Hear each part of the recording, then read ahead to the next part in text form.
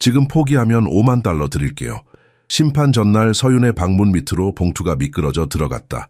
김 백만장자의 저택에서 30일 동안 이어진 굴욕의 나날 사이 서윤의 화부는 10명의 참가자 중 유일하게 꽃 한 송이 피지 않은 상태였다. 온 나라가 주목한 그 대회는 마침내 막바지에 다다랐다.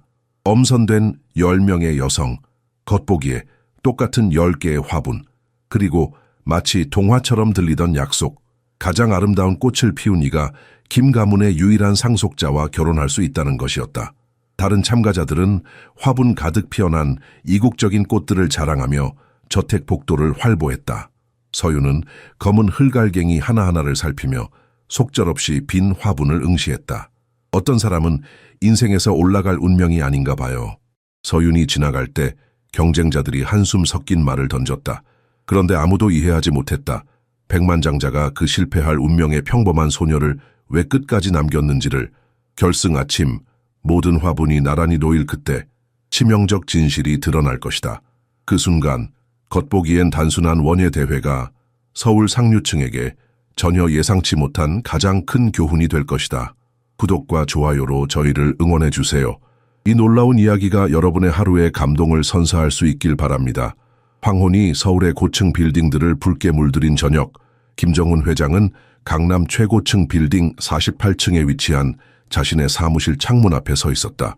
그의 날카로운 눈매는 아래로 펼쳐진 도시의 불빛과 소음을 내려다보고 있었지만 그의 마음은 다른 곳에 있었다.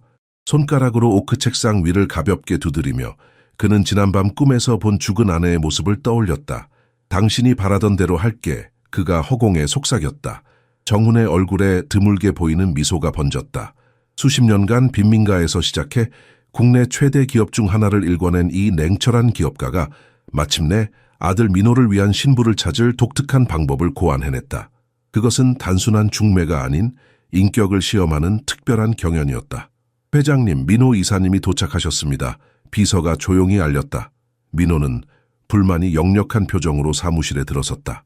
30대 초반의 그는 아버지의 날카로운 턱선과 어머니의 부드러운 지적인 눈을 물려받았다. 어깨에는 야근의 피로가 묻어났다. 아버지, 중요한 계약 검토 중이었습니다. 무슨 일로 부르셨습니까? 민호의 목소리에는 참을 수 없는 짜증이 묻어났다. 정우는 손짓으로 창문 쪽으로 아들을 불렀다. 저 도시를 보거라. 내가 일군 모든 것이 언젠가 내 것이 될 것이다. 하지만 기업은 리더만큼만 강하다. 그리고 리더는 그의 곁에 서 있는 여자만큼만 강하지. 민호는 한숨을 내쉬었다. 또 중매 얘기입니까? 전 이미 일에 집중하고 있습니다. 이번엔 다르다. 정훈이 단호하게 말했다. 로비의 10명의 젊은 여성들이 기다리고 있다. 모두 내게 적합한 후보들이지. 민호의 눈이 분노로 번쩍였다. 이런 식으로 제 인생을 조종하실 권리가 없습니다. 정훈은 아들의 어깨에 손을 얹었다. 마지막 부탁이다. 이번에도 마음에 드는 사람이 없으면 다시는 이런 일로 널 괴롭히지 않겠다. 약속한다. 그들은 침묵 속에 전용 엘리베이터를 탔다. 로비에 도착하자 10명의 젊은 여성들이 경외심 가득한 침묵 속에 기다리고 있었다. 대부분 유명 대학 출신의 세련된 여성들이었지만 한쪽 구석에 소박한 옷차림의 여성이 눈에 띄었다. 그녀의 손은 거칠었고 헤어스타일은 단정치 못했으나 그녀의 자세에서는 특별한 존엄성이 느껴졌다. 정우는 목을 가다듬었다. 여러분 주목해 주십시오. 이것은 단순한 소개가 아니라 일종의 경연입니다. 그는 각 참가자에게 특별한 화분과 희귀 씨앗을 나눠주며 규칙을 설명했다. 30일 동안 우리 가문의 한옥에 머물며 이 씨앗을 키우게 됩니다. 가장 아름다운 꽃을 피운 분이 제 아들과 결혼하게 될 것입니다. 여성들 사이에서 흥분의 물결이 일었다. 민호는 불편함을 감추지 못하며 그들을 응시했다. 소박한 옷차림의 여성 서윤이 마지막으로 화분을 받았을 때 정훈은 그녀를 유심히 관찰했다. 확실합니까? 이 경연은 쉽지 않을 겁니다. 그가 의미심장하게 물었다. 서윤은 흔들림 없는 눈빛으로 정훈을 바라보았다. 그녀의 눈에는 빈곤의 깊은 상처와 함께 굽히지 않는 의지가 빛났다. 네, 회장님, 제게는 반드시 이겨야 할 이유가 있습니다. 그 순간 민호의 시선이 서윤에게 머물렀다. 그녀의 소박함 속에서 다른 여성들에게서는 찾아볼 수 없는 진정성이 느껴졌다. 그는 이 기묘한 경연이 어떻게 전개될지, 그리고 아버지의 진정한 의도가 무엇인지 궁금해하기 시작했다. 100년이 넘은 소나무 가지가 서울의 북적이는 소음과 현대적인 고층 빌딩들 사이에 자리한 김정훈의 전통 한옥을 감싸고 있었다. 서윤은 화분을 양손으로 조심스럽게 붙들고 다른 참가자들을 따라 복도를 걸었다. 그녀의 낡은 운동화가 값비싼 대리석 바닥 위에서 어색하게 소리를 냈다. 여럿 사이에서 서윤은 두드러져 보였다. 그녀의 손은 거칠고 갈라졌으며 피부는 햇볕에 그을려 있었다. 시골 식당에서의 끝없는 노동의 흔적이었다. 다른 참가자들이 향수와 값비싼 화장품 냄새를 풍기는 동안 서윤에게서는 들판의 흙과 약초의 은은한 향기가 났다. 여기가 당신 방입니다. 박 여사가 마지막 방의 문을 열며 말했다. 서윤이 방 안으로 들어서자 그녀의 입에서 작은 감탄사가 새어나왔다. 방은 그녀의 전라남도 시골집 전체보다 넓었고 전통과 현대적 편의시설이 완벽하게 조화를 이루고 있었다. 짐 정리를 도와드릴까요? 박 여사가 물었다. 서윤은 머리를 저었다. 아니요, 괜찮습니다. 제가 알아서 하겠습니다. 그녀의 소지품은 작은 가방 하나에 담길 만큼 적었다. 홀로 남겨지자 서윤은 창가 옆 작은 탁재 화분을 조심스럽게 놓았다. 그녀는 마음속으로 화분에 말을 걸었다. 우리 함께 잘 해보자. 네가 내 유일한 희망이야. 창문을 통해 그녀는 정원사가 완벽하게 관리하는 넓은 정원을 볼 수 있었다. 그것은 그녀가 자란 마을의 메마른 땅과는 너무나 달랐다. 어린 시절 물 한 방울이 귀했던 그곳에서 그녀는 할머니에게서 식물을 키우는 법을 배웠다. 인내심, 사랑, 그리고 올바른 보살핌. 이것이 식물을 키우는 데 필요한 모든 것이란다. 할머니는 늘 말씀하셨다. 서윤은 주머니에서 구겨진 사진 한 장을 꺼냈다. 뇌졸중으로 반신불수가 된 어머니와 두 여동생의 모습이었다. 사진 속에서 어머니는 힘없이 침대에 누워 있었고 서윤의 여동생들은 슬픈 미소를 짓고 있었다. 어머니의 의료비는 날이 갈수록 늘어났고 재활치료와 특수약물은 서윤의 시골 식당 아르바이트로는 감당할 수 없을 만큼 비쌌다. 엄마 약속할게요. 어떻게든 돈을 구해서 치료받게 해드릴게요. 서윤은 사진에 속삭였다. 그녀의 눈에 눈물이 맺혔지만 재빨리 닦아냈다. 지금은 약해질 때가 아니었다. 이 경연에 참가하기 전 서윤은 마지막 희망으로 은행에서 대출을 신청했었다. 하지만 담보도 보증인도 없는 그녀에게 은행은 차갑게 문을 닫았다. 그날 밤 인터넷 카페에서 그녀는 우연히 김정훈의 경연 발표 영상을 보게 되었다. 처음에는 웃어넘겼지만 이웃 최할머니의 끈질긴 설득에 마음이 흔들렸다. 네가 못할 게 뭐 있니? 적어도 한 달 동안 좋은 곳에서 잘 먹고 지낼 수 있잖아. 최할머니가 말했다. 게다가 네가 키운 채소들은 마을에서 제일이잖니.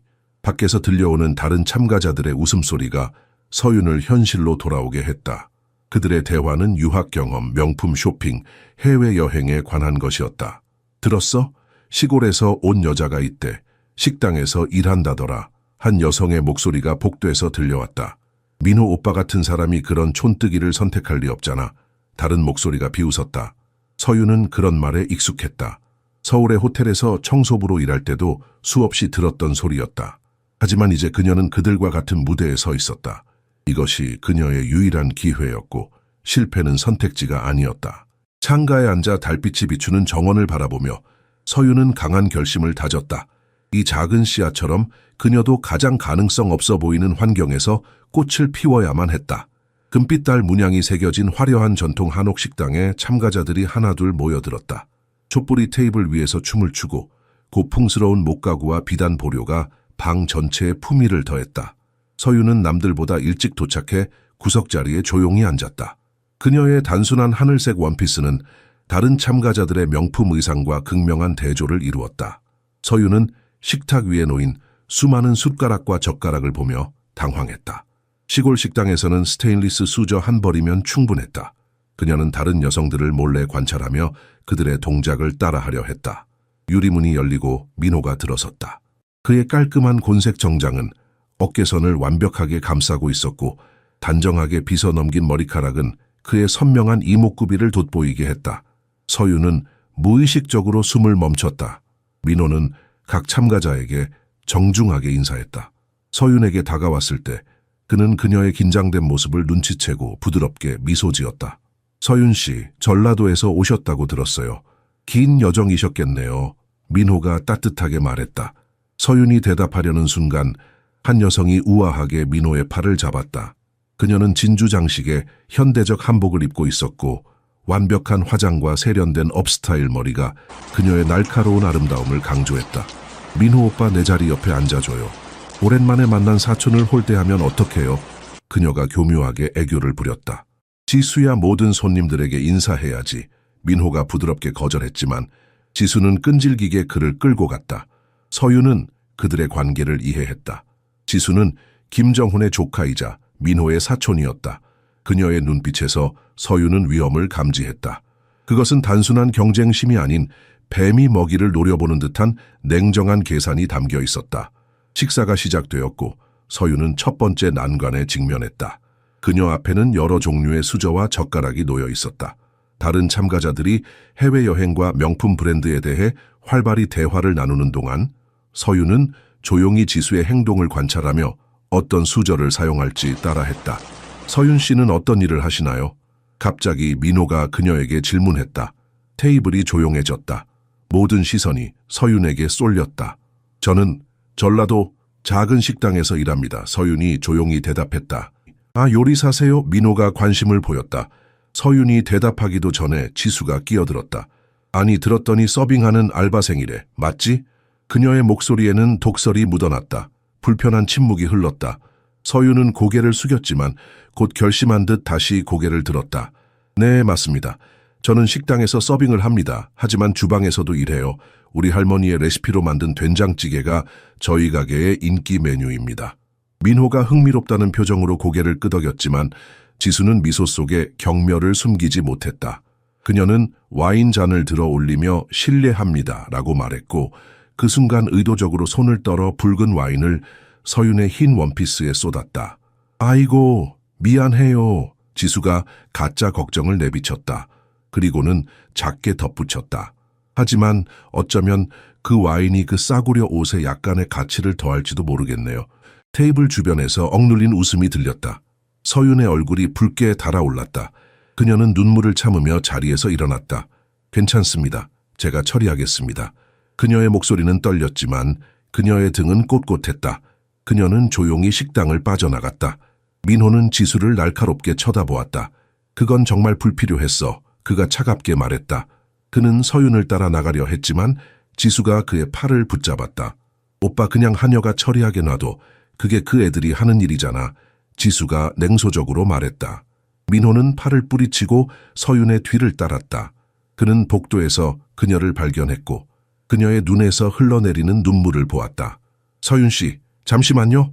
민호의 목소리가 복도에 울렸다. 서윤은 발걸음을 멈추었지만 그를 바라보지는 않았다. 붉은 와인이 그녀의 흰 원피스를 망가뜨렸고 얼룩은 빠르게 퍼져나가고 있었다. 정말 죄송합니다. 지수가 그런 행동을 민호가 다가와 미안함이 가득한 표정으로 말했다. 서윤은 가볍게 고개를 저었다. 괜찮습니다. 저는 이런 대우에 익숙해요. 그녀의 목소리는 담담했지만 눈에는 오랜 상처가 깃들어 있었다. 그럴 리가요. 박여색의 새 옷을 가져오라고 할게요. 민호는 그녀의 눈을 바라보며 진심을 담아 말했다. 필요 없습니다. 제 방에 다른 옷이 있어요. 서윤은 몸을 돌려 빠르게 계단을 올라갔다. 발걸음을 재촉하며 그녀는 자신의 뺨 위로 흐르는 뜨거운 눈물을 느꼈다. 무엇이 더 아팠을까? 지수의 의도적인 모욕이었을까? 아니면 다른 참가자들의 억눌린 웃음소리였을까? 방에 도착한 서윤은 문을 닫고 등을 기대어 서서 깊게 숨을 들이마셨다. 그녀의 손이 떨렸다. 옷장에서 유일하게 남은 다른 옷, 낡고 바랜면 원피스를 꺼냈다. 그녀는 욕실에서 얼룩진 옷을 물에 담갔다. 차가운 물에 손을 담그자 과거의 기억이 밀려왔다. 어머니, 겨울에 빨래하면 손이 얼어요. 13살 서윤이 불평했던 기억. 서윤아, 인생은 원래 차갑단다. 하지만 우리 손으로 만들어낸 온기가 더 값진 거야. 어머니의 따뜻한 대답. 그때는 어머니가 건강했었다. 그녀의 웃음소리는 마을의 작은 집을 따뜻하게 채웠고 그녀의 된장찌개 향기는 서윤과 여동생들의 배고픔을 달래주었다. 하지만 3년 전 갑작스러운 뇌졸중이 모든 것을 바꿔놓았다. 서윤은 젖은 옷을 짜면서 휴대폰이 울리는 소리를 들었다. 동생 수연이었다. 언니, 수연의 목소리는 불안으로 가득했다. 어머니 상태가 더 나빠졌어. 의사 선생님이 더 강한 약이 필요하대. 근데 의료보험이 안 된대. 3달치 월세도 밀렸고 서윤의 심장이 무겁게 내려앉았다. 숨을 깊게 쉬어 수연아. 얼마나 필요해? 300만 원. 수연의 목소리가 떨렸다. 월세 90만 원에 어머니 약값이 150만 원이고 나머지는 식비랑 공과금. 서윤은 가슴이 조여오는 것을 느꼈다. 알았어. 어떻게든 해결할게. 언니, 정말 미안해. 알바를 더 구하려고 했는데 학교 때문에. 수연의 목소리가 흐려졌다. 걱정 마. 네 공부가 먼저야. 내가 책임질게. 어머니께는 내가 곧 돈을 보낼 거라고 말해드려. 서윤은 침착함을 가장했지만 그녀의 마음은 폭풍우 속이었다. 전화를 끊은 후 서윤은 창가로 걸어가 화분을 바라보았다. 이 작은 씨앗이 그녀의 유일한 희망이었다. 이 경연에서 이기지 못한다면 어머니의 치료비는커녕 월세조차 감당할 수 없을 것이다. 옷을 갈아입으며 서윤은 거울 속 자신의 모습을 바라보았다. 낡은 원피스는 그녀의 피부를 창백하게 보이게 했고 그녀의 눈은 걱정으로 가득했다. 하지만 그녀는 고개를 들고 어깨를 폈다. 이제 돌아갈 곳은 없었다. 앞으로 나아가는 것만이 유일한 선택이었다. 옷을 정리하던 중 문이 갑자기 열렸다. 지수가 우아한 걸음으로 들어왔다. 노크라는 게 있어요. 서윤이 조용히 말했다. 지수는 무시하고 방을 둘러보았다. 그녀의 입술이 비웃음으로 휘어졌다. 이제 기억났어. 네가 어디서 봤는지. 작년에 내가 묵었던 그 값싼 호텔의 청소부였지? 서윤은 침착하게 답했다. 네, 맞아요. 제가 거기서 일했었어요. 지수의 눈이 위험하게 빛났다. 이런. 청소부가 김정훈의 며느리가 되려 하다니 꿈도 크셔라. 지수의 잔인한 말과 가족에 대한 걱정으로 서윤은 잠을 이룰 수 없었다. 새벽 3시 그녀는 마침내 포기하고 침대에서 일어났다. 화분을 조심스럽게 들고 한옥의 정원으로 내려갔다. 달빛이 완벽하게 손질된 정원을 은빛으로 물들이고 있었다. 서윤은 대리석 벤치에 앉아 무릎 위에 빈 화분을 올려놓았다. 그녀의 손가락이 부드럽게 흙의 표면을 어루만졌다. 제발 잘하죠. 그녀가 씨앗에게 속삭였다. 너는 내 유일한 희망이야. 혼자 계실 줄 알았는데 갑작스러운 목소리에 서윤은 놀라 화분을 거의 떨어뜨릴 뻔했다. 민호가 캐주얼한 티셔츠와 바지 차림으로 그녀 앞에 서 있었다. 저녁 식사 때의 정장과는 달리 그는 지금 더 편안하고 접근하기 쉬워 보였다. 죄송합니다. 방해하려던 것이 아니었어요. 서윤이 자리에서 일어나려 했다. 아니에요, 가지 마세요. 민호가 손을 들어 그녀를 멈춰 세웠다. 저도 생각할 때 이곳에 자주 옵니다. 같이 있어도 괜찮을까요? 서윤은 조용히 고개를 끄덕였다. 민호가 그녀 옆에 앉자 그녀는 그가 가져온 은은한 청양 향기를 맡을 수 있었다. 그것은 그녀가 시골에서 자랄 때 산책하던 소나무 숲을 떠올리게 했다. 이 정원은 제 어머니가 디자인하셨어요. 민호가 조용히 말했다. 그의 목소리에는 깊은 그리움이 묻어났다. 5년 전에 암으로 돌아가셨어요. 정말 아름다운 정원이에요. 서윤이 진심으로 말했다. 어머니께서는 식물을 정말 사랑하셨나 봐요. 민호는 미소 지었다. 네, 그랬죠. 어머니는 항상 정원에서 가장 행복해 하셨어요. 이곳에 오면 어머니와 가까이 있는 것 같아요. 갑자기 민호가 서윤의 화분을 가리켰다. 화분에 특별한 관심을 가지고 계신 것 같아요. 원예에 대해 많이 아시나요? 서윤은 부드러운 미소를 지었다. 할머니께서 가르쳐 주셨어요. 저희 마을은 물이 귀했어요. 식물을 키우는 것은 매일의 도전이었죠. 할머니는 식물이 자라는 것은 기적이야. 그것을 돌보는 것은 특권이지 라고 말씀하셨어요. 민호는 진심으로 감동받은 표정이었다. 대부분의 사람들은 그런 관점을 갖지 못해요. 당신처럼 삶의 작은 것들에 감사할 줄 아는 사람은 드물어요. 서윤의 얼굴이 따뜻하게 달아올랐다. 그녀는 고개를 숙여 그가 그녀의 홍조를 보지 못하게 했다. 저는 언제나 당연하게 여겨왔던 것들이 사실은 특권이었다는 것을 점점 더 깨닫고 있어요. 민호가 말을 이었다. 아버지는 아무것도 없는 상태에서 제국을 건설하셨어요. 하지만 저는 항상 풍요 속에서 살았죠. 그것이 왜 당신의 잘못인가요? 서윤이 의외로 솔직하게 물었다.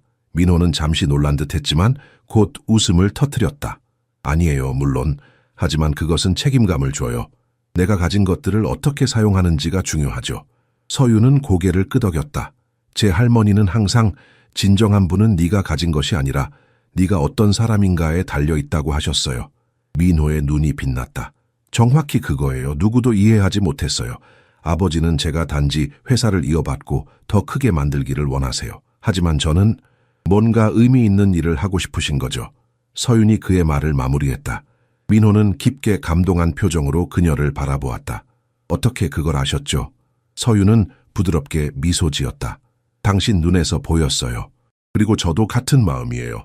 한옥의 대형 시계가 새벽 4시를 알리는 종소리를 울렸다. 이런 너무 늦었네요. 민호가 말했다. 들어가는 게 좋겠어요. 내일도 긴 하루가 될 테니까요. 그들은 함께 한옥으로 걸어갔다. 복도에서 헤어질 때 민호가 물었다. 내일 밤에도 정원에서 만날 수 있을까요? 서윤은 잠시 망설였지만 곧 고개를 끄덕였다. 그의 진심 어린 관심과 존중은 그녀에게 오랜만에 느끼는 위안이었다. 하지만 방으로 돌아오는 길에 그녀는 자신을 단단히 꾸짖었다. 정신 차려, 서윤아. 네가 여기 온 이유를 잊지 마. 경연이 시작된 지 일주일이 지났다. 서윤은 엄격한 일과를 만들어 따랐다. 매일 새벽에 일어나 화분의 흙 상태를 확인하고 적절한 양의 물을 주고 햇빛이 가장 잘 드는 위치에 화분을 놓았다. 그녀는 할머니에게 배운 대로 씨앗에게 말을 걸며 용기를 북돋아 주었다. 오늘은 좋은 하루가 될 거야. 햇빛도 충분하고 물도 적당해. 자라날 준비됐지? 아침마다 참가자들은 한옥의 거실에 모여 아침 식사를 했다. 서윤은 항상 마지막에 도착했다.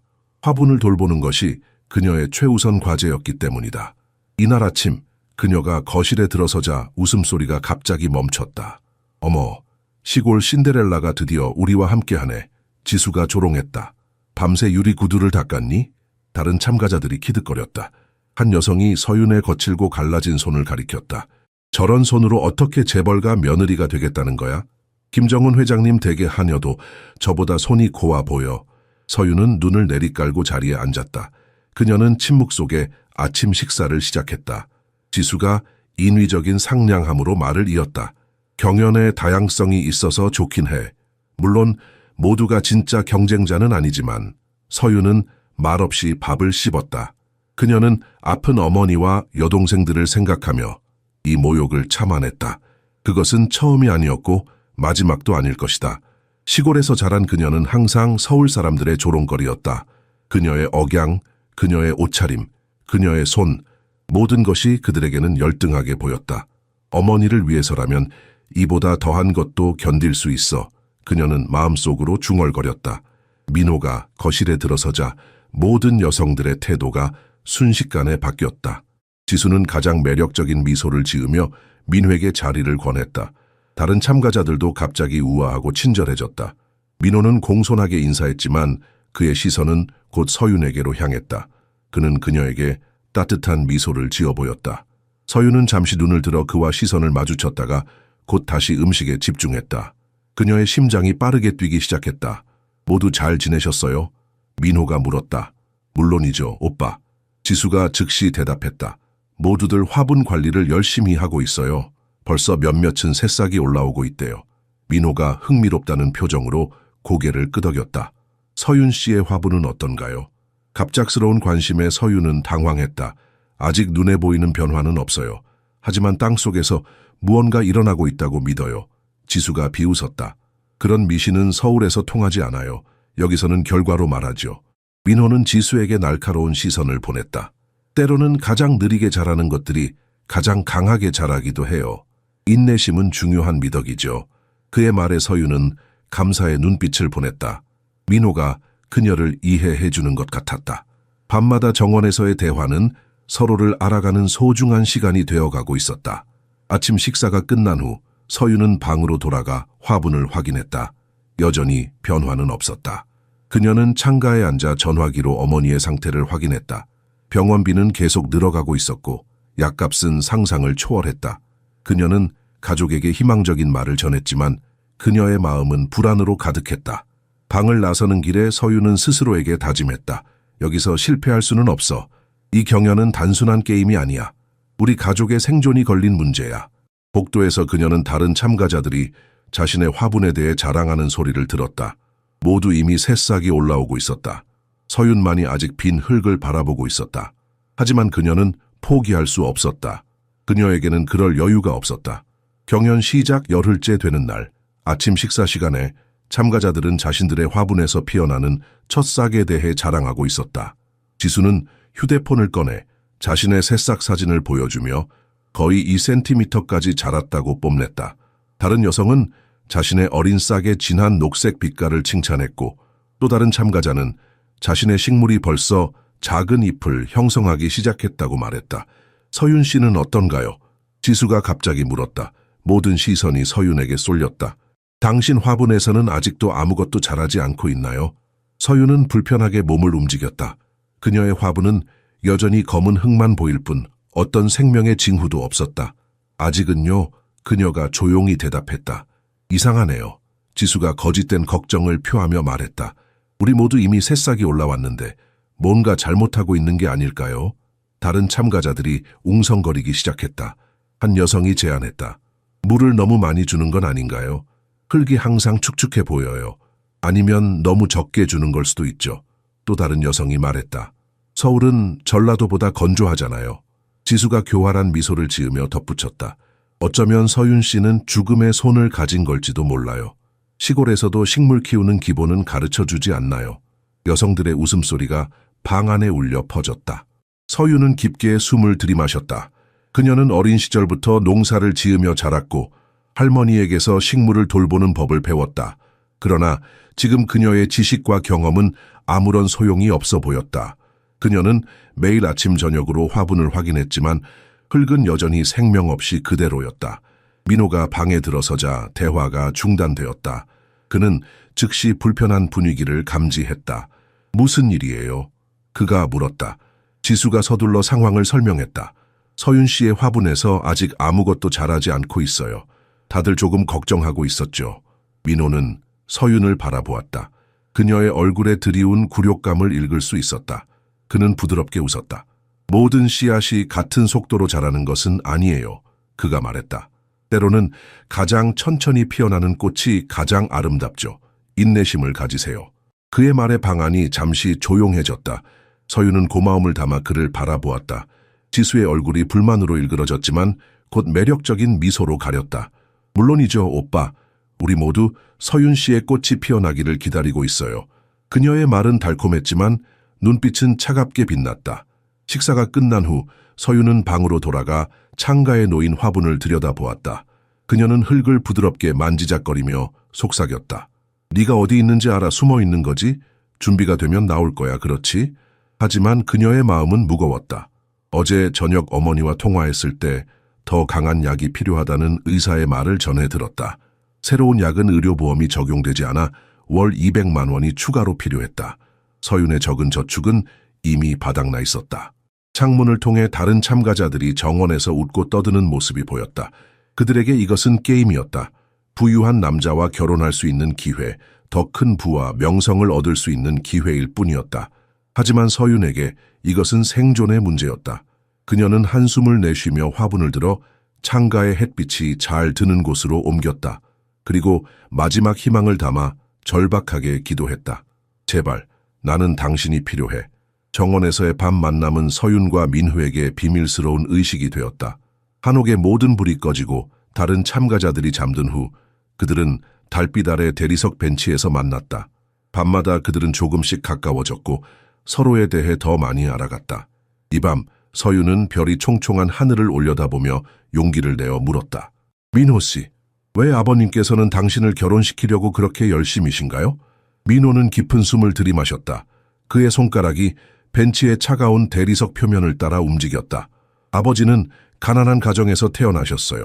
6살 때부터 신문을 팔고 구두를 닦으며 일하셨죠. 모든 것을 스스로 이루셨어요. 민호의 눈에 깊은 존경심이 담겨 있었다. 아버지는 자신의 유산이 무능한 후계자 손에 사라지는 것을 두려워하세요. 그래서 제가 책임감 있는 사람과 결혼하기를 원하시는 거죠. 서윤은 고개를 갸웃했다. 그런데 당신은 아버님이 이루신 것을 소중히 여기지 않나요? 민호는 서윤의 통찰력에 놀랐다. 그녀는 단순한 질문으로 문제의 핵심을 찔렀다. 그렇지 않아요. 저는 아버지의 업적을 매우 존경해요. 하지만 저는 다른 방식으로 그것을 이어가고 싶어요. 민호의 목소리가 열정으로 빛났다. 저는 단순히 회사를 유지하고 더 많은 돈을 버는 것보다 더 큰 목표가 있어요. 우리의 부와 영향력으로 뭔가 의미 있는 일을 하고 싶어요. 교육, 의료, 환경보호. 서윤은 이해하듯 고개를 끄덕였다. 저희 할머니는 항상 진정한 분은 네가 가진 것이 아니라 네가 어떤 사람인가에 달려 있다고 하셨어요. 민호의 눈이 반짝였다. 그는 흥분해서 서윤에게 더 가까이 다가갔다. 맞아요. 정확히 그거예요. 제가 주변 사람들에게 설명하려고 할 때마다 아무도 이해하지 못했어요. 서윤은 따뜻하게 미소 지었다. 그녀의 눈에서 민호는 자신을 진정으로 이해하는 사람을 발견한 듯했다. 대화는 자연스럽게 민호의 어머니로 흘러갔다. 어머니는 어떤 분이셨어요? 서윤이 조심스럽게 물었다. 민호의 표정이 부드러워졌다. 아름답고 친절하고 믿을 수 없을 만큼 강인한 분이셨어요. 아버지처럼 어머니도 평범한 가정 출신이었어요. 아버지가 아직 아무것도 아니었을 때 만나셨죠. 서윤은 민호의 어머니가 자신과 비슷한 배경에서 왔다는 사실에 놀랐다. 그것은 그녀에게 희망을 주었다. 어쩌면 계층 간의 장벽은 그녀가 생각했던 것보다 덜 불가능할지도 모른다. 그들은 밤이 깊어가는 줄도 모르고 이야기를 나누었다. 민호는 고급 기숙학교에서의 외로웠던 시절, 진정한 친구를 갈망했던 어린 시절에 대해 말했다. 서윤은 물이 부족했던 시골에서의 삶, 전기가 없는 밤에 가족들과 모여 이야기를 나누던 시간, 마을 공동체가 함께 추수를 축하하던 따뜻한 기억들을 공유했다. 밤이 깊어갈수록 그들은 점점 더 서로에게 가까이 앉았다. 서윤은 민호의 향기, 그의 손이 자신의 손 가까이에 있다는 느낌, 그의 눈이 달빛에 반짝이는 모습을 의식했다. 그녀는 자신이 점점 더 그에게 빠져들고 있음을 느꼈다. 그만 들어가야 할 것 같아요. 서윤이 마침내 말했다. 내일 또 만나요? 민호는 따뜻한 미소와 함께 고개를 끄덕였다. 그들이 한옥으로 돌아가는 길에 그의 손이 우연히 그녀의 손에 스쳤다. 서윤은 그 순간의 따뜻함을 느끼며 자신의 마음이 위험한 방향으로 흘러가고 있음을 알았다. 하지만 그녀는 멈출 수 없었다. 서윤이 화분에 물을 주고 있을 때 휴대폰이 울렸다. 동생 수연이었다. 서윤의 가슴이 조여들었다. 수연은 급한 일이 없으면 전화하지 않았다. 언니, 수연의 목소리가 흐느낌으로 떨렸다. 어머니가 더 나빠지셨어. 호흡 곤란으로 병원에 가셨어. 서윤의 손에서 물 주전자가 미끄러져 바닥에 떨어졌다. 물이 마루바닥에 쏟아졌지만 그녀는 신경 쓰지 않았다. 어떻게 된 거야? 지금 어떠셔? 병원 복도에 침대를 놓고 계셔. 병실이 없대. 수연의 목소리가 떨렸다. 의사 선생님이 더 좋은 치료와 약이 필요하다고 해. 서울로 이송해야 한다는데 언니, 우리 그럴 돈 없잖아. 서윤은 창문 밖을 바라보았다. 한옥의 정원이 햇빛 아래 반짝이고 있었다. 그 아름다움과 그녀의 현실 사이의 대조가 그녀를 더욱 아프게 했다. 내가 방법을 찾을게. 서윤이 약속했다. 미영이는 어때? 수연이 한숨을 쉬었다. 무서워하고 있어. 계속 어머니가 언제 돌아오실 거냐고 물어. 내가 어떻게 설명해야 할지 모르겠어. 너희 식사는 제대로 하고 있어. 서윤이 물었다.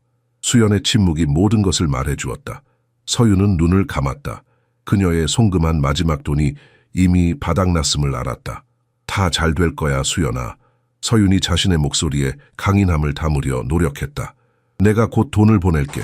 그때까지 옆집 최할머니께 가서 도움을 청해. 알았지? 전화를 끊은 후 서윤은 마음이 무거워 베란다로 나갔다. 그녀는 여전히 빈 화분을 들고 있었다. 경연이 시작된 지 거의 2주가 지났지만 그녀의 화분에는 여전히 생명의 징후가 없었다. 동시에 어머니의 상태는 날이 갈수록 악화되고 있었다. 경연을 포기하고 집으로 돌아가야 할까? 서윤은 자문했다. 하지만 그렇게 한다면 어머니의 치료비를 마련할 다른 방법이 없었다. 이 경연은 그녀의 유일한 희망이었다. 서윤은 화분을 내려놓고 흐느끼기 시작했다. 그녀는 더 이상 감정을 억누를 수 없었다. 좌절감, 절망, 공포가 한꺼번에 터져 나왔다. 그녀의 어깨가 흐느낌으로 떨렸다. 서윤 씨? 민호의 목소리가 그녀를 놀라게 했다. 서윤은 급히 눈물을 닦으며 미소를 지으려 했지만 이미 늦었다. 민호가 그녀 옆에 앉았다. 그의 표정은 진심 어린 걱정으로 가득했다. 무슨 일이에요? 그가 부드럽게 물었다. 서윤은 고개를 저었다. 아니에요, 그냥.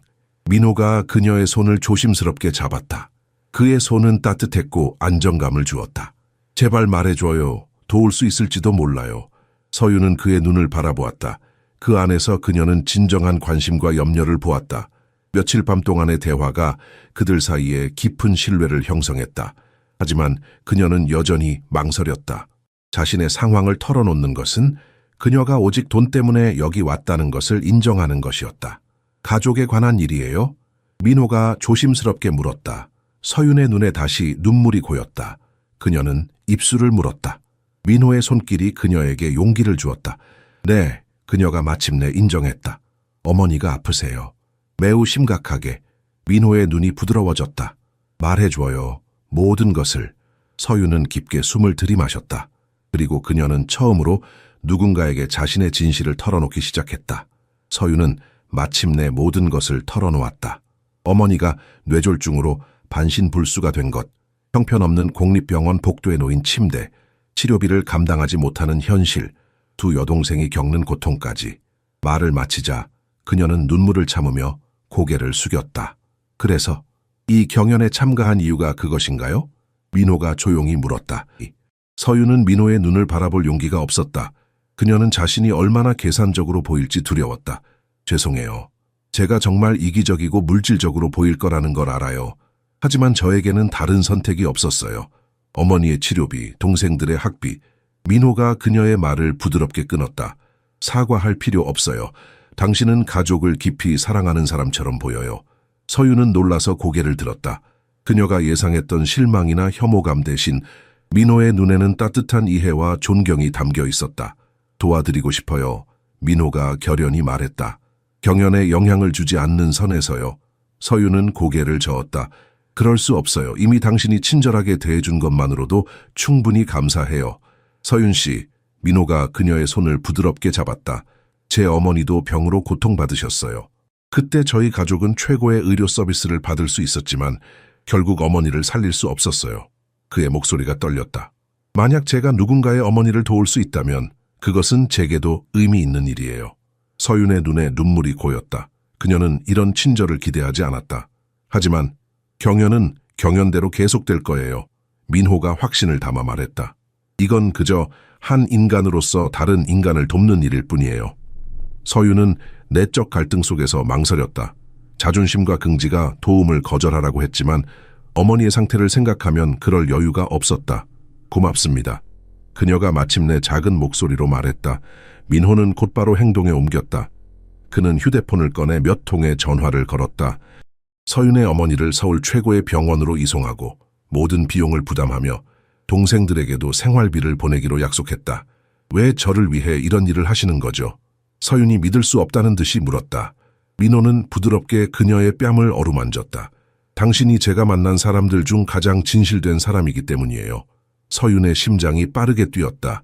그의 손길, 그의 말, 그리고 그의 눈에 담긴 진심이 그녀의 마음을 따뜻하게 했다. 그러나 그들이 알지 못하는 사이 지수는 다른 참가자들을 거실에 모아 작당하고 있었다. 민호 오빠가 그 시골 여자에게 완전히 홀려버렸어. 그녀가 분노에 찬 목소리로 말했다. 불공평해요. 한 참가자가 불평했다. 그녀는 분명 가난한 가족 이야기로 그를 조종하고 있어요. 지수의 눈이 위험하게 번뜩였다. 우리가 그녀를 경연에서 쫓아낼 방법을 찾아야 해요. 어떻게요? 다른 여성이 물었다. 지수가 교활한 미소를 지었다. 그녀가 스스로 포기할 때까지 견딜 수 없을 만큼 괴롭히는 거죠. 참가자들은 머리를 맞대고 계획을 세웠다. 몇몇은 망설였지만 대부분은 경쟁자를 제거한다는 목표에 빠르게 동의했다. 아무도 복돼서 조용히 지나가는 박 여사가 그들의 모든 대화를 듣고 있다는 사실을 알아차리지 못했다. 그녀의 얼굴은 심각했고 발걸음은 결연했다. 무언가 조치를 취해야 할 때였다. 저녁 식사 후 방으로 돌아온 서윤은 몸과 마음이 지쳐 있었지만 한편으로는 안도감을 느꼈다. 민호가 약속을 지켰다. 어머니는 이제 서울 강남의 최고급 병원에서 개인실을 쓰며 유명한 의사들의 치료를 받고 있었다. 동생들에게도 충분한 생활비가 전달되었다. 이제 경연에 집중할 수 있어. 서윤은 생각했다. 그러나 방문을 열자마자 그녀는 충격에 얼어붙었다. 마치 태풍이 휩쓸고 지나간 것 같았다. 그녀의 몇 안 되는 옷들이 욕조에 처박혀 물에 흠뻑 젖어 있었다. 가족 사진은 반으로 찢겨 바닥에 버려져 있었다.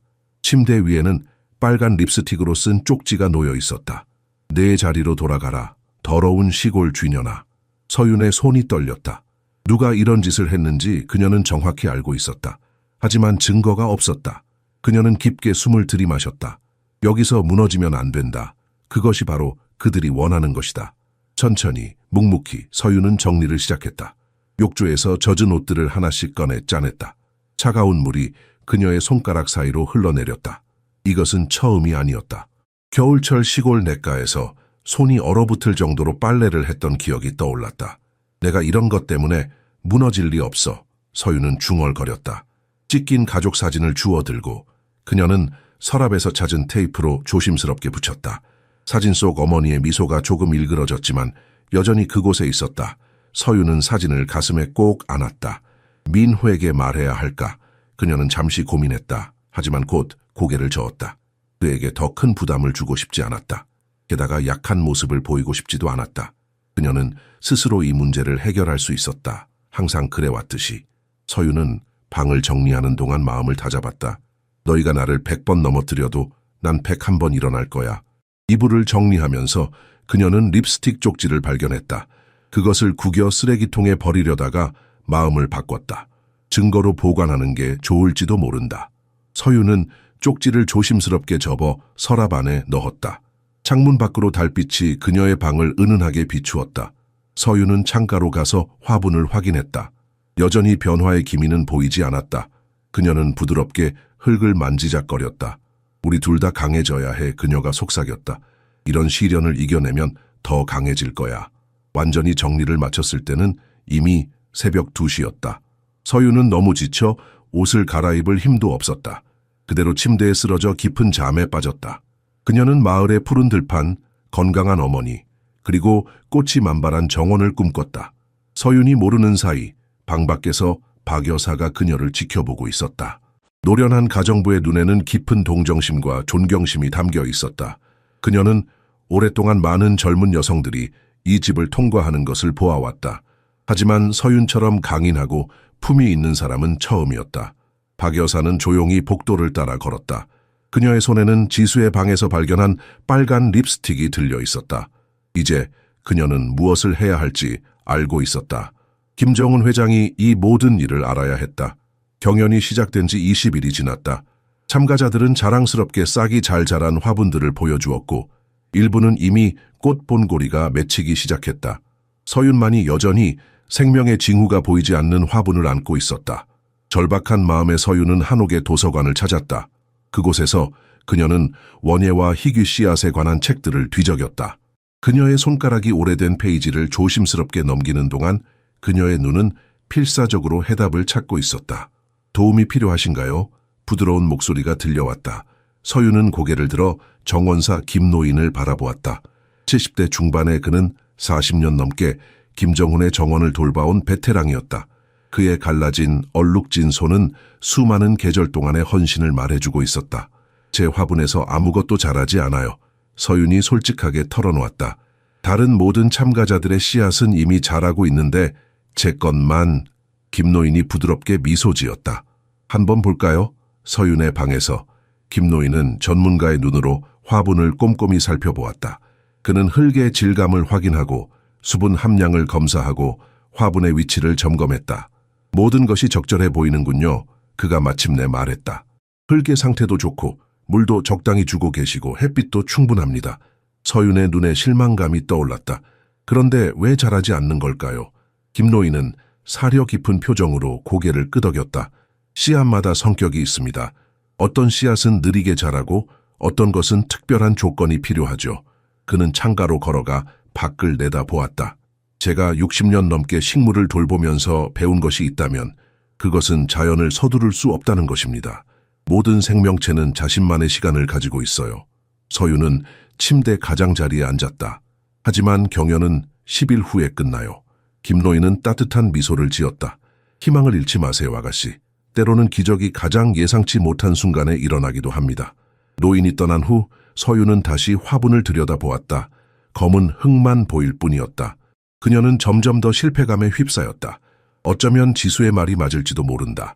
어쩌면 그녀는 정말로 죽음의 손을 가지고 있는지도. 점심시간, 지수가 갑자기 일어나 발표했다.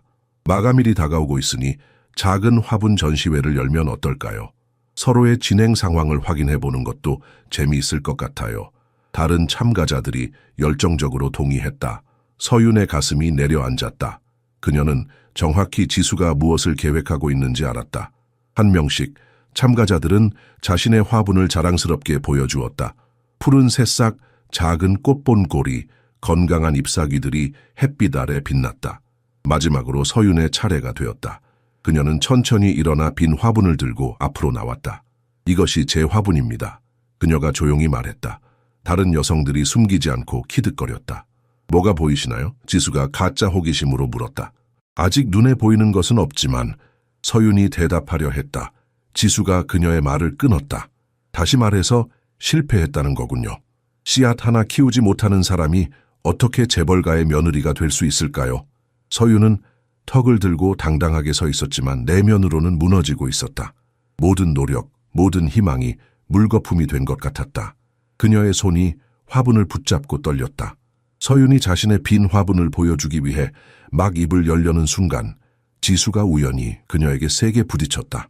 서윤은 균형을 잃고 비틀거렸고 화분이 그녀의 손에서 거의 떨어질 뻔했다. 흙이 바닥에 쏟아졌다. 어머나 미안해요. 지수가 가짜 걱정을 담아 말했다. 그리고는 바닥에 흩어진 흙과 빈 화분을 보며 교묘하게 덧붙였다. 어차피 그 안에 아무것도 없었으니 다행이네요. 단순한 씨앗 하나 키우지 못하는 사람이라면 이런 사고를 핑계로 삼을 수 있어 오히려 좋은 거 아닐까요? 방 안의 웃음소리가 메아리 쳤다. 서윤은 뺨이 화끈거리는 것을 느꼈다. 그녀의 눈에 눈물이 고였지만 결코 흘리지 않으려 애썼다. 온몸에 힘을 주어 눈물을 참았다. 그 순간 문이 열리고 민호가 들어왔다. 그는 즉시 상황을 파악했다. 서윤이 무릎을 꿇고 흙을 모으는 모습, 참가자들의 얼굴에 떠오른 명백한 즐거움, 지수의 위선적인 미소. 민호는 곧바로 서윤 옆으로 다가가 함께 흙을 모으기 시작했다. 그리고 그 자리에 있던 모든 여성들을 향해 차갑게 말했다. 정직하게 경쟁하는 사람을 이렇게 대하는 것이 여러분의 품이라고 생각합니까? 방 안이 순식간에 무거운 침묵에 잠겼다. 몇몇 참가자들은 부끄러움에 고개를 숙였지만 지수는 여전히 도전적인 표정을 유지했다. 오빠, 우리는 그저 장난치고 있었을 뿐이에요. 지수가 애교 섞인 목소리로 변명했다. 경쟁의 일부라고 할 수 있죠. 민호는 그녀를 완전히 무시하고 서윤을 바라보았다. 괜찮으세요? 그의 목소리에는 진심 어린 걱정이 담겨 있었다. 서윤은 고개를 끄덕였다. 그녀의 손이 여전히 떨렸지만 그녀는 침착함을 유지하려 노력했다. 네, 괜찮아요. 실수였을 거예요. 민호는 그녀의 눈을 바라보았다.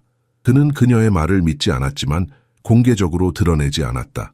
대신 그는 일어나 자신의 손수건으로 손을 닦으며 선언했다. 여기 공기가 너무 답답한 것 같군요. 서윤 씨, 저와 함께 정원을 산책하시겠어요? 신선한 공기가 우리 모두에게 좋을 것 같습니다.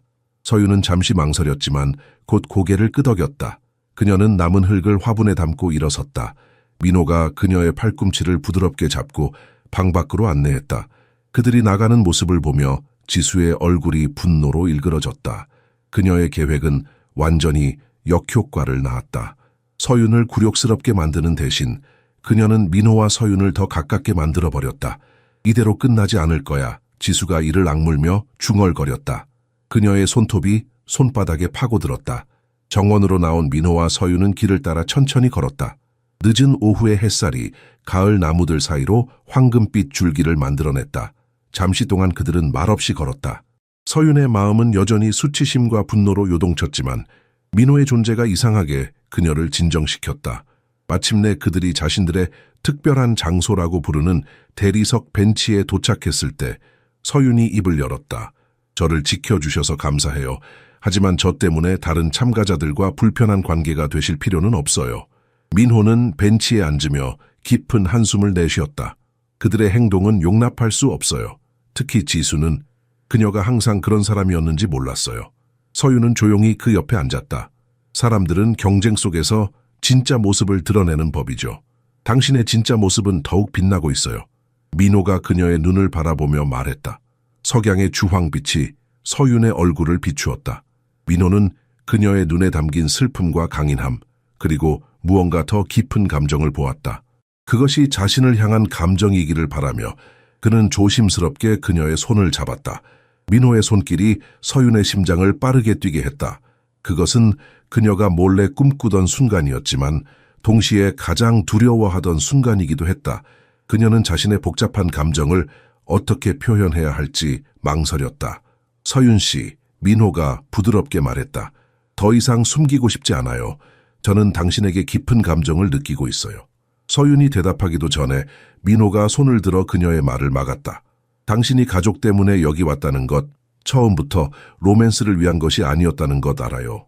하지만 저는 더 이상 제 마음을 감출 수 없어요. 석양이 두 사람의 얼굴을 붉게 물들였다. 서윤의 눈에 눈물이 고였다. 그녀도 민호에게 깊은 감정을 느끼고 있었다. 매일 밤 정원에서의 대화, 그의 친절함과 이해심, 그리고 그의 따뜻한 미소가 그녀의 마음을 훔쳐갔다. 하지만 그녀는 여전히 가족을 우선시해야 했다. 저도 당신에게 특별한 감정을 느끼고 있어요. 서윤이 마침내 고백했다. 하지만 우리는 너무 다른 세계에 살고 있어요. 당신의 아버님께서 저 같은 사람을 받아들이실 거라고 생각하세요. 시골 출신의 가난한 식당 종업원을 아버지가 어떻게 생각하든 상관없어요. 민호가 열정적으로 말했다. 제가 선택하는 것이에요. 그리고 저는 당신을 선택했어요. 민호는 서윤에게 더 가까이 다가갔다. 그들의 얼굴이 이제 서로 몇 센티미터 거리에 있었다. 그의 따뜻한 숨결이 서윤의 뺨을 어루만졌다. 제가 이전에 만난 다른 여성들과 달리 당신은 진실되고 강하고 현실적이에요. 당신은 제가 더 나은 사람이 되고 싶게 만들어요. 서윤은 심장이 멈출 것만 같았다. 그녀는 말을 이을 수 없었다. 어떻게 설명해야 할까? 매일 밤 정원에서의 시간이 그녀에게 꿈만 같았다는 것, 민호가 그녀의 마음을 어떻게 사로잡았는지, 하지만 여전히 그녀는 가족의 안녕을 위해 이 경연에 집중해야 한다는 것을. 말을 찾기도 전에 민호가 부드럽게 몸을 기울여 그녀의 입술에 키스했다. 서윤은 잠시 놀라 경직되었지만 곧 그의 키스에 응했다. 그 순간 그녀는 모든 것을 잊었다. 경연, 빈 화분, 심지어 그녀의 가족까지. 오직 그녀와 민호, 그리고 그들 사이에 피어나는 사랑만이 존재했다.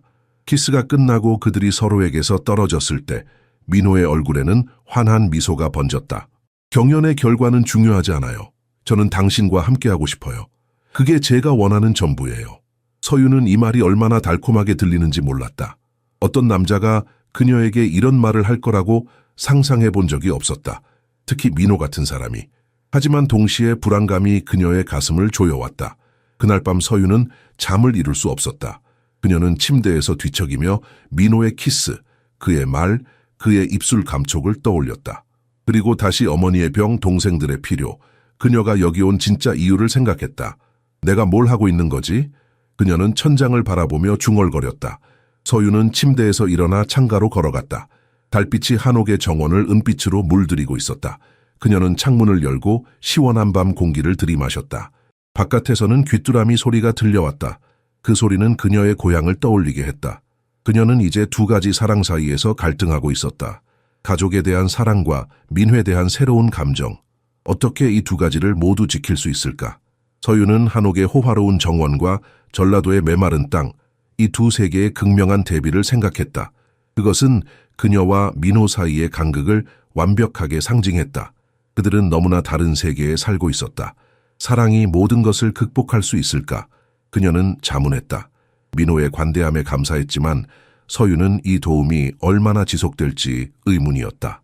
그가 어머니의 병원비를 지불하고 동생들에게 돈을 보내는 것은 고마운 일이었지만 만약 그들의 관계가 끝난다면, 민호의 아버지가 그녀를 며느리로 받아들이지 않는다면 서윤은 가족의 안녕을 일시적인 로맨스에 걸 수 없었다. 반면 그녀는 부정할 수 없이 민호에게 깊은 감정을 느끼고 있었다. 그는 그녀를 한 인간으로서 존중했다. 그는 그녀의 배경이나 사회적 지위가 아닌 그녀 자신을 보았다. 그녀의 꿈, 그녀의 생각, 그녀의 가치관을 이해했다. 그것은 서윤이 이전에 경험해보지 못한 것이었다. 어머니, 제가 어떻게 해야 할까요? 서윤이 소리내어 물었다. 마치 병실에 있는 어머니가 그녀의 말을 들을 수 있기라도 한 것처럼 그녀는 창가에 놓인 빈 화분을 바라보았다. 문득 그녀와 이 씨앗 사이에 공통점이 있다는 생각이 들었다. 둘 다 잘못된 장소에서 피어나려고 애쓰고 있었다. 아무리 최선을 다해도 때로는 환경이 너무 낯설고 부적합할 수 있다. 서윤은 깊은 한숨을 내쉬었다. 민호와 대화해야 했다.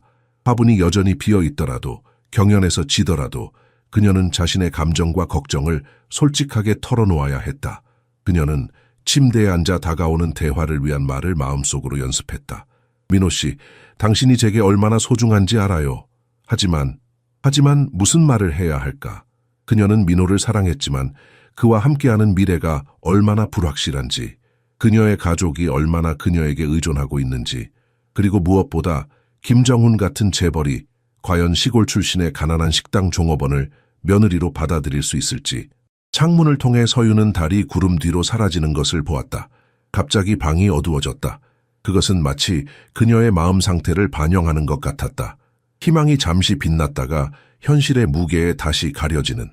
잠들기 전 서유는 조용히 기도했다. 그녀는 종교적인 사람은 아니었지만 이 순간만큼은 어떤 신성한 인도가 필요했다. 제발 올바른 길을 보여주세요. 그리고 가능하다면 이 작은 씨앗이 자라게 해주세요. 다음 날 아침 서유는 민호를 만나기 위해 정원으로 향했다.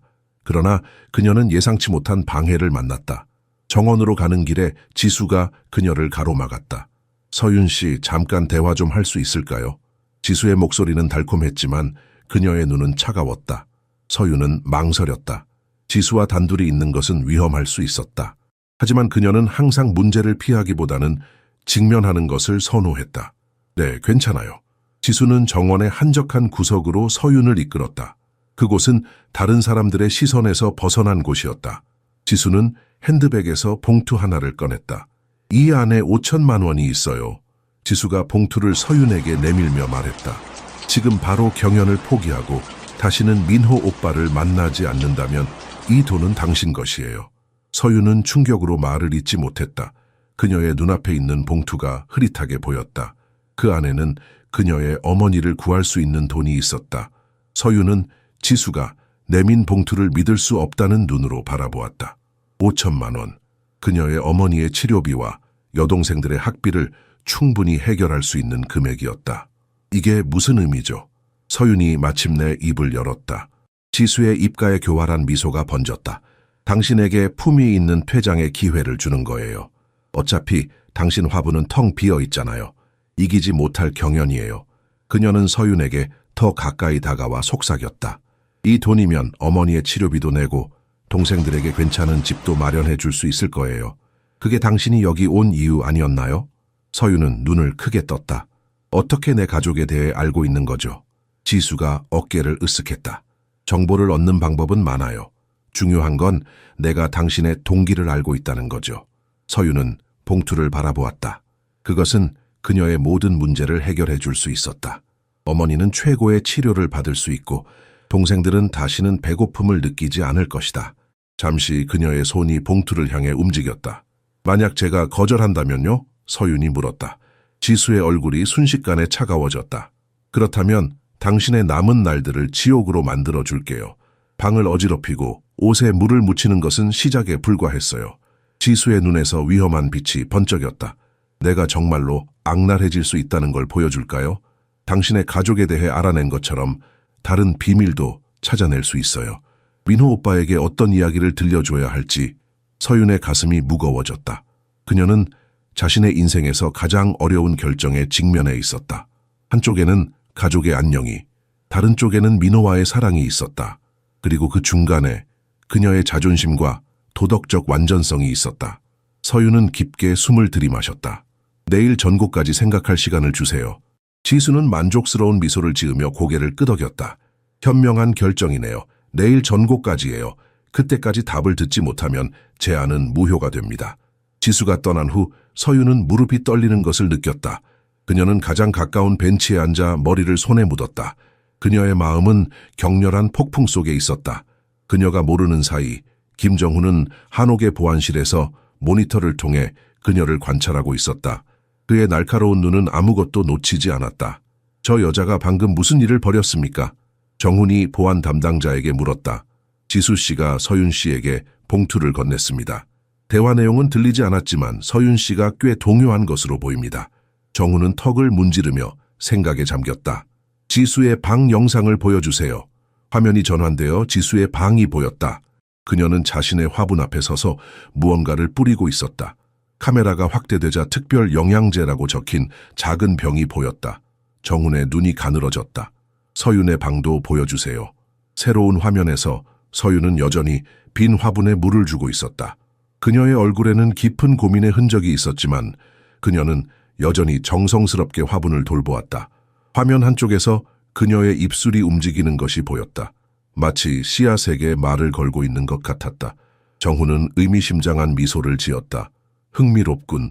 그는 보안 담당자에게 명령했다. 앞으로 며칠 동안 모든 참가자들을 면밀히 관찰하세요. 특히 지수와 서윤을 주의 깊게 지켜보세요. 어떤 이상한 행동이라도 즉시 보고하세요. 정훈은 천천히 일어섰다. 그의 얼굴에는 알 수 없는 표정이 떠올랐다. 이제 정말 흥미로워지는군. 이 아이가 누군가를 떠올리게 하는군. 정훈이 서윤을 모니터로 지켜보며 중얼거렸다. 그의 마음은 오래전 기억으로 되돌아갔다. 그의 아내 미선도 서윤처럼 소박한 시골 출신이었다.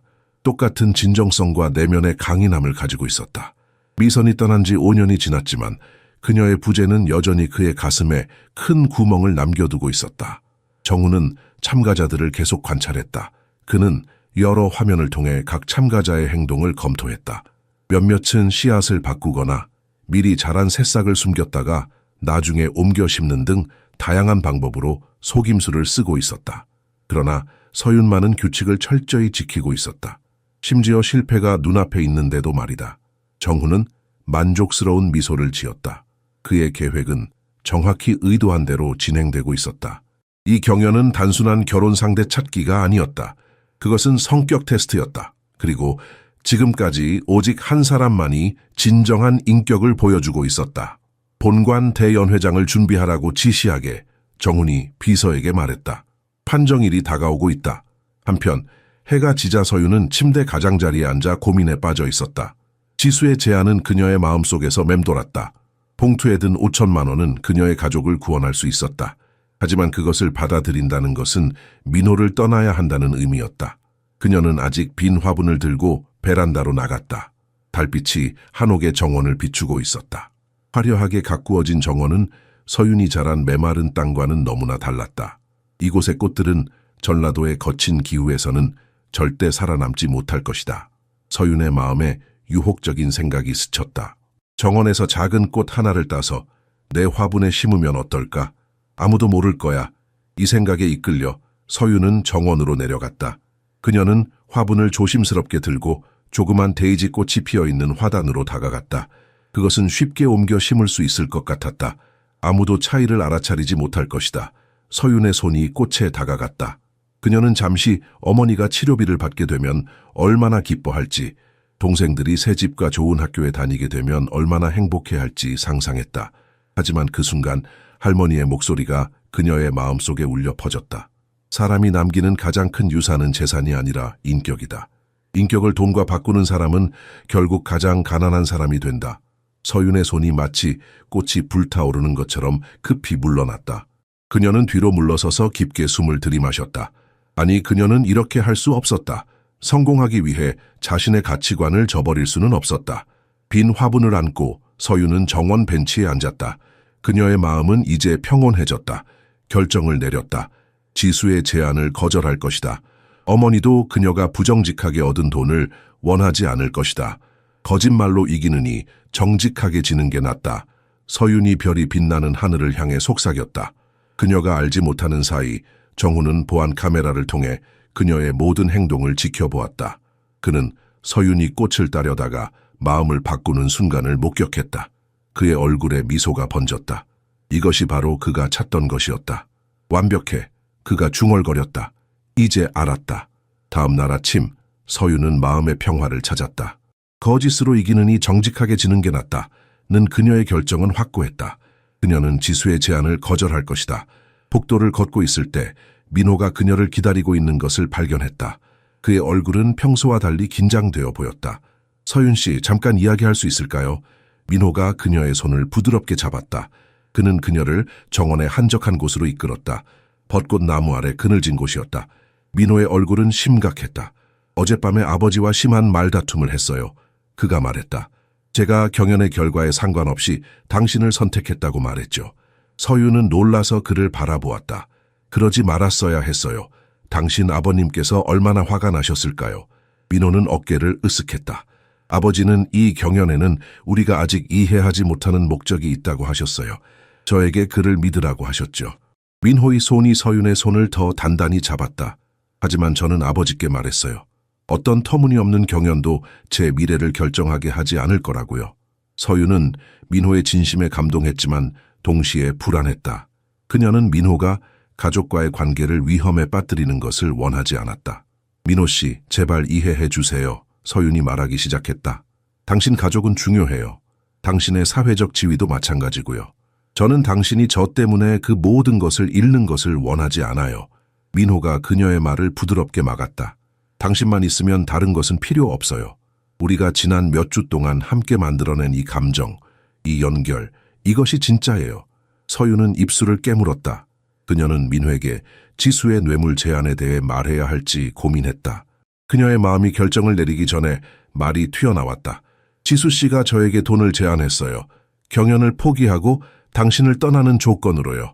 민호의 얼굴이 분노로 일그러졌다. 뭐라고요? 이건 용납할 수 없어요. 아버지께 말씀드려야겠어요. 안 돼요. 서윤이 그의 팔을 붙잡았다.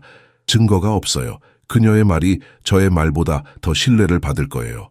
저는 그저 돈을 노리는 거짓말쟁이로 보일 뿐이에요. 민호는 좌절감에 한숨을 내쉬었다. 그럼 어떻게 하실 건가요? 서윤은 결연한 표정으로 대답했다. 제안을 거절할 거예요.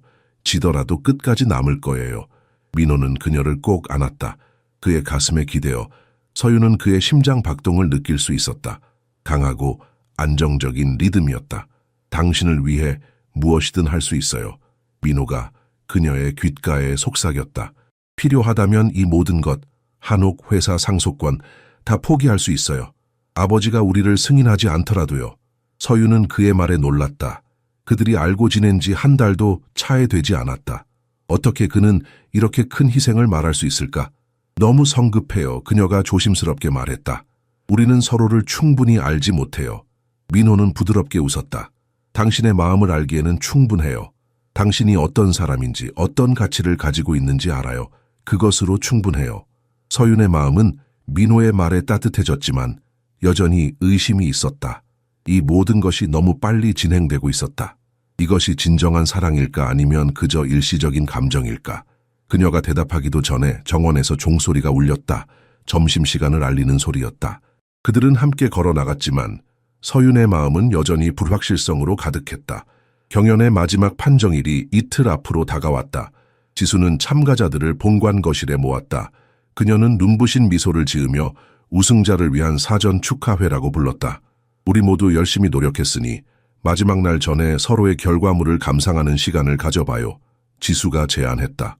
그녀는 각 참가자의 이름이 적힌 자리 배치를 한 테이블을 준비했다. 참가자들은 한 명씩 자신의 화분을 테이블에 올려놓았다. 형형색색의 꽃과 싱그러운 새싹들이 햇빛 아래 빛났다. 모든 화분은 생명력으로 넘쳐났다. 서윤은 구석에 서서 여전히 텅 빈 화분을 들고 있었다. 그녀의 가슴은 무겁게 가라앉았지만 그녀는 여전히 고개를 꼿꼿이 들고 있었다. 서윤 씨, 당신의 진전도 보여주세요. 지수가 가짜 친절함으로 불렀다. 서윤은 천천히 앞으로 나와 자신의 화분을 테이블에 올려놓았다. 다른 화분들과의 대조는 잔인할 정도로 분명했다. 그녀의 화분에는 여전히 검은 흙만 가득했고 생명의 기미는 전혀 보이지 않았다. 지수는 극적으로 한숨을 내쉬었다. 아, 불쌍한 서윤 씨. 모두 보세요. 이것이 무능함의 모습입니다. 다른 참가자들이 키득거렸다. 몇몇은 불편한 표정이었지만 다른 이들은 노골적으로 잔인했다. 당신 손은 화분을 닦는 데는 좋을지 몰라도 꽃을 키우기에는 부적합한가 봐요. 한 참가자가 조롱했다. 또 다른 여성이 덧붙였다. 전라도의 가뭄에 익숙해서 물을 너무 아끼는 건 아닌가요? 서윤은 고개를 꼿꼿이 들고 있었지만 각각의 말은 그녀의 가슴에 칼을 꽂는 것 같았다. 그녀는 입술을 깨물어 눈물이 나오지 않게 했다. 이제 그만. 모두가 놀라 돌아보았다. 민호가 문간에 서 있었다. 그의 얼굴은 분노로 일그러져 있었다. 이것이 여러분의 즐거움인가요? 다른 사람을 모욕하는 것이? 그의 목소리는 차갑고 단호했다. 민호는 곧장 서윤에게 다가가 그녀의 화분을 조심스럽게 들었다. 서윤 씨, 가시죠. 이런 자리에 더 이상 있을 필요 없어요. 그는 서윤의 등에 부드럽게 손을 얹고 그녀를 밖으로 안내했다. 그들이 문을 향해 걸어갈 때 지수가 서윤을 향해 경고의 눈빛을 보냈다. 정오예요. 우리 대화 기억하죠? 지수가 낮은 목소리로 말했다. 민호가 멈춰서서 지수를 바라보았다. 무슨 대화? 서윤은 민호의 팔을 꼭 잡았다. 그녀의 눈에는 제발 더 이상의 문제를 만들지 말아달라는 간절한 부탁이 담겨 있었다. 민호는 이해한 듯 고개를 끄덕이고 서윤과 함께 나갔다. 한옥의 복도를 걸으며 민호는 여전히 분노로 떨고 있었다. 어떻게 그들이 그럴 수 있죠? 특히 지수는 그녀가 당신에게 무슨 말을 했던 거죠? 서윤은 한숨을 내쉬었다. 중요하지 않아요. 제가 해결할 수 있어요. 민호는 서윤의 얼굴을 유심히 바라보았다. 그는 그녀의 결단력과 존엄성에 감동했다. 이런 끔찍한 상황에서도 그녀는 여전히 흔들리지 않고 있었다. 당신은 정말 놀라운 사람이에요. 그가 부드럽게 말했다. 서윤은 약하게 미소를 지었다. 그녀의 마음은 여전히 무거웠지만 민호의 지지가 그녀에게 힘을 주었다. 그녀는 지수의 제안을 거절할 것이다. 그것이 어떤 결과를 가져오든지 간에. 지수는 거실로 돌아와 참가자들을 해산시켰다. 그녀의 얼굴은 분노로 일그러져 있었다. 민호가 서윤을 선택한 것은 분명했다. 이제 그녀는 더 극단적인 조치를 취해야 했다. 서윤을 제거하는 것만이 민호를 얻을 수 있는 유일한 방법이었다. 민호는 서윤을 한옥 뒤편의 작은 정원으로 안내했다. 이곳은 거의 사람들이 찾지 않는 조용한 곳이었다. 100년 된 느티나무 아래 자리 잡은 그들은 잠시 침묵 속에 앉아 있었다. 마음을 쓰지 마세요. 민호가 부드럽게 말했다. 그들은 당신이 신경 쓸 가치도 없는 사람들이에요. 그들은 빈 껍데기에 불과해요.